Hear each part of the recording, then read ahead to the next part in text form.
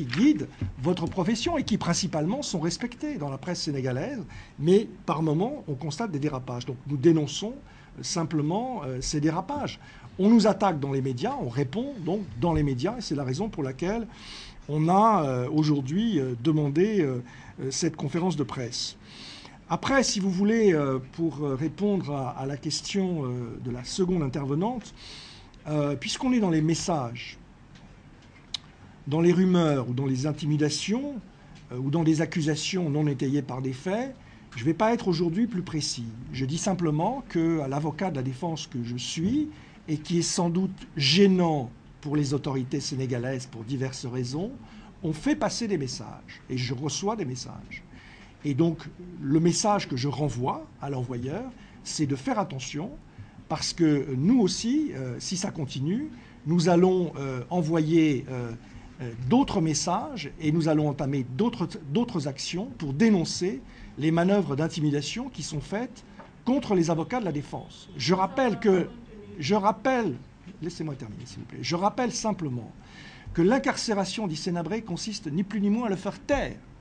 Il n'y a pas d'autre raison que de l'incarcérer. Casser le lien avec des visites quotidiennes que nous pouvions avoir avec notre client, avec des discussions tranquilles que nous pouvions avoir dans son domicile, sur l'organisation de la défense, sur les conditions dans lesquelles on construit. Aujourd'hui, il est extrêmement difficile même de passer une consultation au président pour la lui faire lire. On n'a même pas le droit d'amener un document au président sans se faire sermonner par l'administration pénitentiaire. Donc je dis qu'on a voulu le faire taire. Et on souhaite aujourd'hui, sans doute, j'entends parler de ce qu'on voudrait désigner des avocats d'office dans cette affaire. C'est donc la preuve qu'on gêne. On gêne, nous, les avocats d'Hissène Habré. On a tellement construit l'organisation de cette défense, de cette accusation, au point de construire cette tombe, du moins cette prison, puisque le premier acte de l'administrateur pénitentiaire, de l'administrateur des chambres africaines, ça a été de faire construire une prison. Le première utilité, alors qu'il n'y a pas d'enquête, de l'usage de l'argent d'Idriss Déby, c'est de faire construire une prison. Et on vous dit donc qu'il y a donc une présomption de culpabilité qui est en train de se construire pour frapper l'opinion, pour que ce procès soit organisé avant même que les juges ne soient saisis. Et donc, sur la base de rumeurs, d'accusations, d'intimidation, etc., on vous dit un certain nombre de choses. Et on vous demande de la prudence là-dessus. Et il se trouve que nous aussi, on fait partie de ce lot-là. Et qu'on est les derniers, on est le dernier carré. À partir du moment où on fait taire le président Hissène Habré, les seuls qui restent pour le défendre, c'est ses avocats. Et bien évidemment, nous serions, quand j'entends parler d'avocats d'office, les dernières cibles, ceux qu'il faut faire taire, pour que, en définitive, ce procès s'organise dans des meilleures conditions. Peut-être on a ramené du Tchad des documents, on peut organiser, pourquoi pas, une audience le 15 septembre prochain. Et on fait un copier-coller du rapport de Human Rights Watch et on met arrêt de la cour d'assises de Dakar et on condamne le président Habré. Mais allons-y. Parce que c'est ça, en fait, le procès qu'on organise. En faisant en sorte que les gens se taisent, en instrumentalisant les médias et en faisant en sorte, à terme, sans doute, que les avocats se taisent. Donc je dis aux autorités, faites attention, vous nous faites passer les messages, nous aussi on vous fait passer ce message-là, et il est clair que la communauté internationale ne pourra pas accepter que les avocats de la défense, en pleine conscience, en pleine liberté, s'expriment, parfois de façon y compris violente et ferme, par référence au principe des droits de l'homme, contre le montage absolument invraisemblable qui est organisé par les autorités sénégalaises. Je ne vous en dirai pas plus. Je vais faire deux révélations. La première, savez-vous qu'on a envoyé en France des agents de l'administration pénitentiaire, des gardes pénitentiaires, pour se former, pour le faire après. Des gens qui sont comme les GIGN au niveau des cours de rite. Et nous, quand nous allons là-bas au pavillon spécial pour rencontrer monsieur Habré, ils sont là pour écouter et suivre ce que nous disons avec notre client. Hier, j'ai protesté. Il y a quelqu'un qui est tellement fâché. Je croyais à un moment donné qu'il allait même prendre son arme pour me le pointer. Pour me la pointer. Cette arme. C'est grave. Et c'est après que j'ai appris que même le directeur du pavillon spécial n'avait pas de pouvoir sur ces gens-là. Moi, j'ai dit, j'étais voir le directeur pour dire, mais demandez à ces gens-là quand même de se mettre à une distance pour ne pas entendre ce qui se dit entre notre client et nous. C'est son droit de quand même de discuter avec ses avocats. Mais nous sommes espionnés, c'est ça la vérité aussi. Par des gens qui ont été formés, dit-on, et ils l'ont été quand même. On les a envoyés pour les émeutes dans les prisons.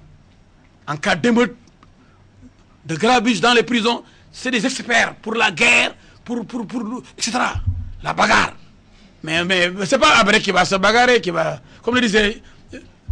Ils sont tous dans cette logique-là, avec Macky Sall, qu'Abré est armé. Hein? C'est pourquoi on est venu un dimanche, parce qu'on avait peur, etc. Maintenant, ils ont formé des spécialistes. Et qui sont là toujours, qui disent, oui, nous, on ne va pas vous laisser avec Abré. Hein? Qu'est-ce que ça veut dire ça? Ça aussi, nous le dénonçons. Mais, une autre révélation, c'est que, est-ce que vous savez pourquoi la cour d'assises au Sénégal n'a plus de jurés? Personne ne s'est posé la question une seule fois. Quand Wade a voulu faire juger Abré, Madické Niang a amené une loi à l'Assemblée. Mais je me suis opposé au vote de cette loi. Pour qu'il n'y ait plus de jurés. Vous connaissez les jurés? Ce sont des citoyens qui sont triés, qui sont choisis pour aller compléter. Et ils sont plus nombreux. Que les juges sont 3, les jurés sont 4. Ils étaient 7. Et ils ont dit que les juges, eux, ils dépendent du ministère de la Justice et donc de l'État. Et les 4 jurés, on ne peut pas les contrôler. Si d'aventure on juge Abré, ils peuvent dire, parce qu'Abré est bien aimé au Sénégal, qu'on ne va pas le condamner. Donc bien avant l'arrivée de Mimi Touré et de Macky Sall, l'intention de faire juger Abré a toujours existé.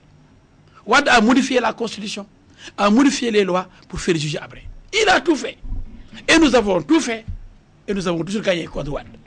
Et les nouveaux là qui viennent d'arriver, les bleus là, ils viennent et Mimi Touré, en vrai bleu, dit avant décembre 2012, on va juger Abré. Il l'avait dit. Elle l'avait dit. Avant décembre 2012, il y aura le procès d'Abré. J'avais dit c'est faux. C'est faux. Et jusqu'à présent, je dis qu'il n'y aura pas de procès Abré. Et, ouais, en Wolof. Mais juste avant le Wolof, je fais une petite précision, je termine par là. Abdou Diouf, après Senghor, il vit en France. Senghor a choisi la France. Wade, après Abdou Diouf, a choisi la France. Mais bon Dieu, pourquoi les chefs d'État sénégalais, après l'exercice du pouvoir suprême, pourquoi ils ne restent pas chez eux? Est-ce que les journalistes ne doivent pas s'intéresser à ça?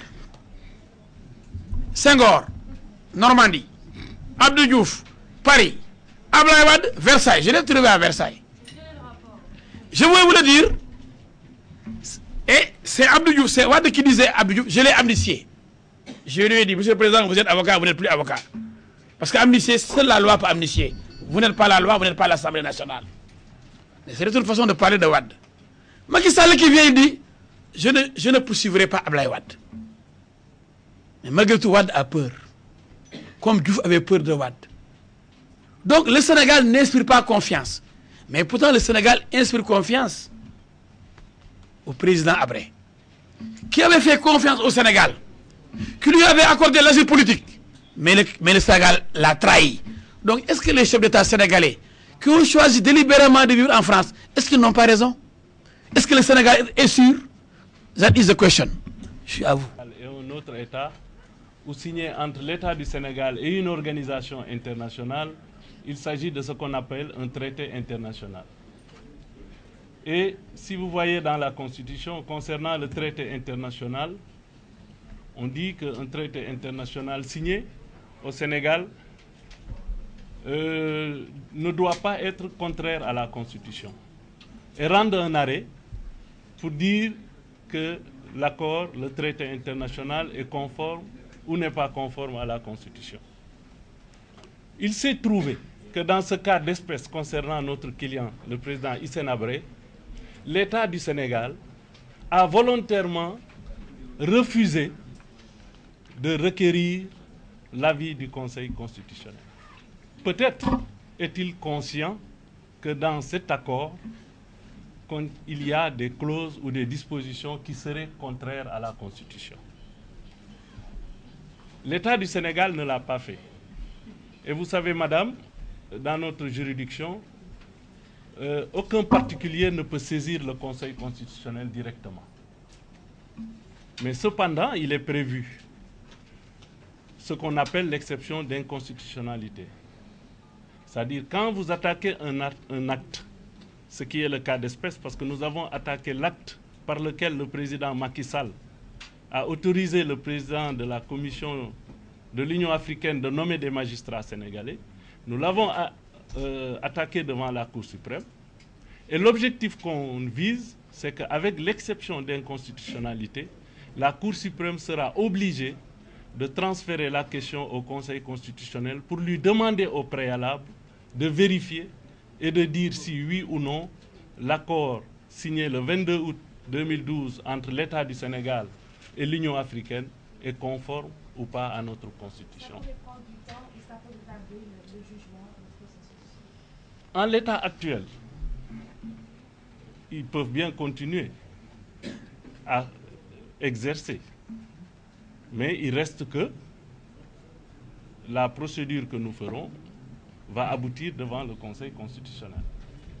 Alors, je vais y ajouter que quand le Conseil constitutionnel sera saisi, la loi lui donne un délai de 20 jours pour essayer de répondre à la question que l'État du Sénégal n'a pas voulu le poser. Parce que l'État du Sénégal, à notre avis, a violé sa propre constitution. Il aurait dû, au préalable, après avoir signé ce fameux accord entre Madame la ministre et le professeur Dossou, il aurait dû requérir l'avis du Conseil constitutionnel et attendre que le Conseil constitutionnel lui dise que cet accord ne contient aucune clause qui soit contraire à notre Constitution. Il ne l'a pas fait. Il a voulu nous priver cela, mais au Sénégal, il y a des procédures qui vous permettent souvent de pouvoir arriver à un but quand l'État essaie de jouer avec la législation. Et c'est dans ce sens-là que nous avons fait ce recours pour permettre aujourd'hui au Conseil constitutionnel de trancher ce débat que l'État du Sénégal n'a pas voulu porter au niveau du Conseil constitutionnel. Je vous remercie. La précision que je voudrais apporter, c'est que si le Conseil constitutionnel tranche et confirme la non-constitutionnalité d'un certain nombre de dispositions du traité, la décision du Conseil constitutionnel empêche l'exécution de l'accord. L'accord devient inapplicable. Donc la réponse directe à votre question, c'est que si le Conseil constitutionnel confirme que, effectivement, le président Macky Sall ne pouvait pas se priver de son pouvoir, qu'est-ce qui justifie que Macky Sall ne désigne pas les magistrats sénégalais? Que le président de l'Union africaine désigne les 2 magistrats qui restent là sur le côté, béninois ou je ne sais quoi, on peut le comprendre. Mais pourquoi il ne désigne pas ses propres magistrats au sein du système national? Il y a donc là une contradiction avec la Constitution. Si le Conseil constitutionnel le confirme, il va dire qu'il y a donc violation de la Constitution, le traité est inapplicable. Donc ça veut dire quoi? Ça veut dire que toute l'activité des magistrats depuis le 8 février est nulle. Ces magistrats étaient hors fonction. Tout ce qui s'est passé ne peut pas justifier l'arrestation, l'inculpation et la mise en détention d'Hissène Habré. Donc la conséquence directe, c'est la libération de notre client et la fin des poursuites dans le cadre de l'exécution d'un accord qui n'a pas d'existence légale. Nul et non avenu. xam nga temps yi dañ doon wax ni Hissène Habré nee na du bokk ci affaire chambre africaine extraordinaire am na cax ñu waxoon ni avocat Hissène Habré dañuy boycotté ñu bëggoon leeral rek ni du avocat Hissène Habré yi ñoo wax dañuy boycotté parce que defe naa avocat mënul boycotté défense c'est que suñ client ci boppam suñ client moom ci boppam moom moo ni moom du bokk ci li nga xam ni chambre africaine extraordinaire ñu ngi koy def parce que moom yaakaar na ni lii ñuy def tëraluñ ko ci yoon te tëraluñ ko ci lu tax moom mu war ci mun a bokk lan moo indi loolu li ko indi dafa xaw a bari maanaam dinaa ci tënk tuuti rek parce que xam nga bu ay nit jógee ni dañ lay atte pour nga gëm ni dañ la war a atte dafa am loo xam ni dafa war a nekk pour nga mën a gëm nit ñi àtte rek moo leen tax a jóg loolu li ko war mooy dañu war a commencer respecter yoon li ñuy def yépp ñu teg ko ci yoon moom nag dafa xool ni mbir mi bi mu commencé ba léegi dara teguwul ci yoon niñ ko jëlee ci këram teguwul ci yoon bi mu demee ci cour de la CEDEAO ba cour de la CEDEAO daal di àtte daal ni Sénégal Union africaine bii nga ñëw di ma wax mënul bokk ci àtte loolu taxu ko jóg kon boo bëggee àtte Hissène Habré moom mënu ci bokk Sénégal deful loolu dafa jóge ci arrêt bi dem woowaat Union africaine ñëw waxtaan ak moom ñu bind këyit mu ñu Union africaine moo ko wax mu jugé Habré te CEDEAO ne woon na loolu mënul nekk muy ñaareelu violation ñu xool ci tamit gis ci tamit ni mbir mi dafa bari précipitation trop ba nga xam ni li ñuy wax état de droit respecter loi bi état Sénégal sax defu ko parce que dem na signer accord pour juger Hissène Habré yóbbuwu ko conseil constitutionnel te accord bu fi masaam bu ñu ko signé ba pare dañ koy yóbbu conseil xaar ba mu wax ni accord bi baax na walla baaxul loolu aussi mu constaté ni loolu amul que ñoom daal dañu signé seen accord commencé ko appliquer mu am tamit ni beneen problème bi aussi mooy xam nga ni accord CEDEAO daf ni woon justice Sénégal mënatul àtte Hissène Habré gis ngeen li ministre bi def dafa voté loi créer benn juridiction ni juridiction sénégalaise la tuddee ko chambre africaine extraordinaire yaakaar naa ni dafa xalaat ni li mu ko tuddee extraordinaire rek war na mun a doon dootul doon juridiction sénégalaise donc mu xool loolu yépp xool précipitation bi xool ni état bi respecté wul état de droit dafa violer constitution bi dañu yàkkamti boo xam ni sax dem nañ ba yàkkamti boo xam ni nii nommé nañ ay juge créé nañ ay chambre pour juger Hissène Habré alors que accord bi nga xam ni moo tax lii yëpp mun a am accord bi moom commencé gul entrer en vigueur parce que yoon bi mu war a jaar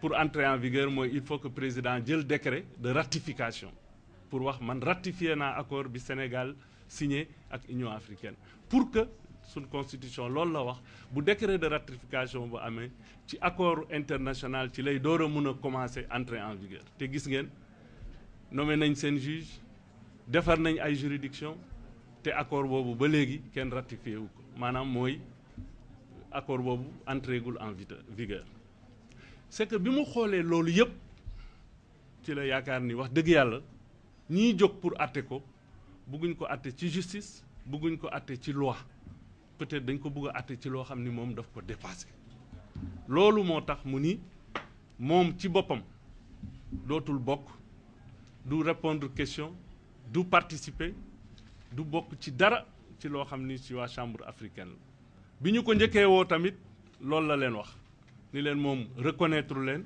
du wax du tontu te du ci bokk li ma leen liimal yooyu yëpp moo ko indi bi ñu xoolee loolu yëpp nag comme yoon moom dafa sew te xool nañ ni état bi signé na accord boo xam ni buggul conseil constitutionnel xool ko yàkkamti na def na lépp pour conseil constitutionnel bañ ko xool ñun nag dañu def loo xam ni yoon moo ñu ko may ñu def benn recours ci cour suprême recours boo xam ni bu ko cour suprême jotee dina jël dossier bi jébbal ko conseil constitutionnel pour que conseil constitutionnel def li mu waroon def daal di xool ndax accord bi ñu bëggee juger Hissène Habré est-ce que méngoo na ak sunu constitution bu fekkee ni nee na méngoo na ñu xam bu fekkee nee na nag méngoowul ak constitution bi maanaam li ñu commencé def ba léegi dafay daanu ci suuf day doon loo xam ni nekkul woon ànduloo yoon àndu ci woon donc ci tënk daal loolu lañ leen bëggoon a wax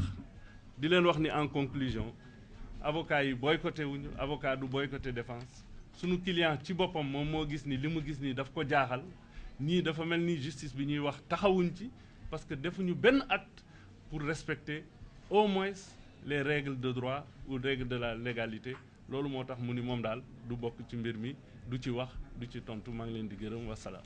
waaye na ngi ma yokk pareegul ginnaaw suma natango suma xarit Ibrahima Diawara bi mu leen waxee parce que bépp leerul dañoo jógee fii ñu bind ni les avocats de Habré boycott ku comprendre da ngay foog ñun ñoo décidé ni du ñu dem taxaw suñu client fekk moom moo nañu ñii li ñuy def nañ ko ba pare joxuñu ma cër dañ maa bëgg a sànq teguñu ko ci yoon kon nag du ma leen ko yombalal ñëw foofa di tontu juge bi sax dafa ñàkkal fayda ndax li ñu nar xam naa ko ñun ñu xam ko ñu ne kon duñ fa taxaw parce que suñu client du wax comme du wax duñ fa taxaw loolu la bëggoon leeral te li fa leer na nañ ak recours bi mu def wax na leen ko lu tax mu def ko ndax dañoo jalgati yoon loolu bëree bëri constitution bi ñu jalgati ko yàkkamti boo xam ne wekkuñu ko fenn leeral na leen loolu mais ginnaaw loolu kenn masul gis ba àddina sosoo ba léegi même Hitler amu ko woon mooy tribunalam di am service de communication loolu xam nga ne nazi yi rek ñoo doon def ay lynchage de cerveau ay dañuy raxasi ay bopp pour ñooñu gëm Hitler ba gëm ni juif foo ko fekkee da nga ko war a rey loolu nag lu ko gën a garaaw la chambre africaine yi def mooy def cellule de communication boo xam ne suma xarit Marcel Mendy moo ko jiite ñu jox leen ay junni millions pour ñu jënd yenn journalistes yi jënd yenn rajo yi yenn télévision yi mën a tukkil ay nit pour mën a chaque jour bis bu yàlla sàkk ñu ne hee Habré suul na fële junni nit maa ko fekke woon hee Habré rekkati nit la woon pour ñu Sénégalais yi bëggoon Habré yëpp ànd suur ko ni kii kat rekkati nit la buñ ko jàppale kon li leen tax a jóg mooy sànq Habré li leen tax a jóg mooy neexal Obama li leen tax a jóg mooy neexal France waaye li leen tax a jóg nag mooy neexal début bi nga xam ni lu jig jàggati mooy njàgg ndax début ci boppam moo yore woon lépp luy ngànnaay lépp luy armée lépp luy police lépp luy gendarmerie temps yi Habré nekkee Tchad looloo tax ndax li mu yoroon ngànnaay yi yore police bi yore gendarmerie bi yore armée bi looloo tax mu nangu nguur gi ndax ko yore loolu yëpp kat yaa yore réew moo tax mu nangu réew mi ci loxoy Habré toog palaasam toog ba mu nekk bu fukki at passé rapport indi Sénégal loolu du ma ci del seeti pour wane naa fekk nit dara jóge ci réew fukki at yëgul tinul néewuñ dafa def dara yeewu rek ni moo def lépp fukki at yoo xam ne ñëpp dañoo nelaw 90 ba 2000 kenn tuddul Habré plainte amul Tchad sax bay am Sénégal waaw fukki at yooyu nga xam ne ñaari mandat ay président yu bëri lañu début def ko Tchad lu tax neewuñu Habré def na lii lu xew lu tax ñu yeewu rek ni Habré lépp Habré la lu xew te Habré deful dara lu xew ñu ne li xew mooy milliards début yooyu la jébbal Sénégal ne nañ ma ci àtteel sama noon bii nga xam ni maa nangu nguur gi ci moom toog place am léegi rendi ko rek laa bëgg rendi leen ma ko yéen Sénégal Sénégal ne ko nga ne ma mu ne ko ñaari milliards rek ne maa la ko roof téyel nga xool ne man caaxaanuma ci li may def sama gars yi rakkaaju juge yi tëb ci milliards yi mën a tukki mën a jaagar-jaagari dem Belgique dem jaagar-jaagari dem ci début mu teeru leen teral leen xaw ma nag lu mu leen teralee waaye xam naa ne ku am gan di nga ko teral gan goo xam ne li nga bëgg rek da lay defal te yow ngay milliardaire dina neex de procureur général ba mu ñibbisee rek mel ni ko rakkaaju yeewu rek dimanche rek ma jëlee leen ma Habré te Habré am na ay garde yu koy garde suba ngoon mënul daw lu ñu tax ne wuñu altine lu tax biñ ko entendre ba pare bàyyi wuñ ko Habré guddeeg bëccëg am na ay gendarme yi fanaan këram di fa yenn par force mënu ci dara këram ku nekk tabaxal na leen benn néeg ci buddu ba fa la ñuy yenn amul droit génn lu may dem ci ñaari buy aaye ñaari këram yi Wakaam ak Almadi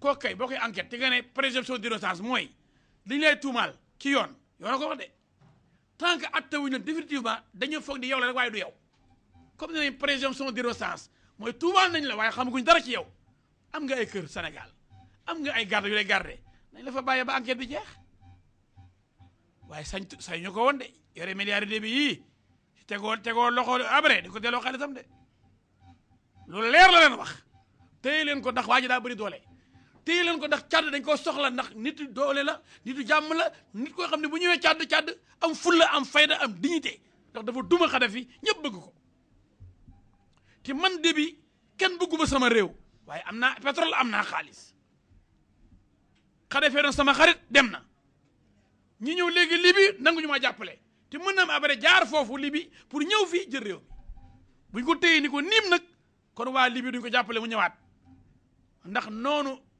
Kadhafi mënuy nekk xaritu Déby te Déby doon xariti Kadhafi loolu tax Déby bëgg nag sànq Habré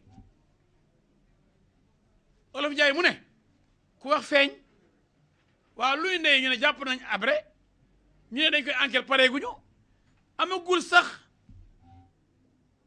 mandat de dépôt mu nga police du port ñu téye Déby wax ci RFI ni maa ngi félicité Macky Sall un grand africain lim jàppee Habré di félicité justice sénégalaise waxul chambre africaine waxul justice africaine de justice sénégalaise la wax mu ngi koy gërëm di gërëm président Sénégal ñi ko defal li mu soxla woon li mu gënoon namm ci àddinaam li mu gënoon a bëgg ci xolam mënu koo nëbb mu ne maa kontaan ci yéen yow président Macky Sall yaa ma jàppal sama noon yow justice sénégalaise yaa ma jàppal sama noon yow tey Macky Sall tu es un grand africain yaa def lu rëy bon mu dugal Macky Sall de Macky tontu ko Macky Sall tontu lu ñëw nag Déby ndax yaa jàpp Habré wala déet ah nee na mu ngi lay gërëm loo ko defal moom di la gërëm di la félicité nee na mu ngi gërëm sa justice sénégalaise kat sama gars yi feeñ nañ fii laa taxaw ni leen benn juge bu dul sénégalais nekk fa xam nga lu fa nekk njublang africaine ak